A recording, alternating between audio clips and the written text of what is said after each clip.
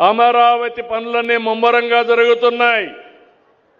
మన పిల్లలకు ఉపాధి కల్పించాలంటే మీరు ఇక్కడ చేసే ఉద్యోగాలే కాకుండా అక్కడ ఉద్యోగాలు కల్పించే దిశగా ముందుకు పోతాం.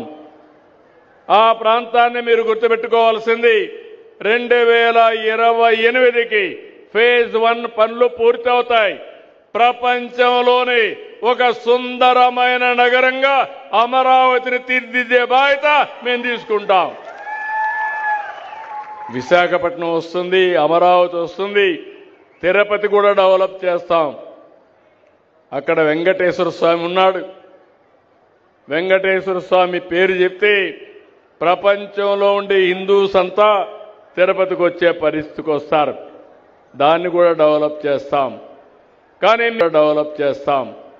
కానీ మీరు పదే పదే మా మిత్రుడు పవన్ కళ్యాణ్ గారు చెప్తా ఉంటారు, రాబోయే 15 సంవత్సరాలు ఎన్డీఏ ప్రభుత్వం ఈ రాష్ట్రంలో ఉండాలనేది ఒక ఆకాంక్ష.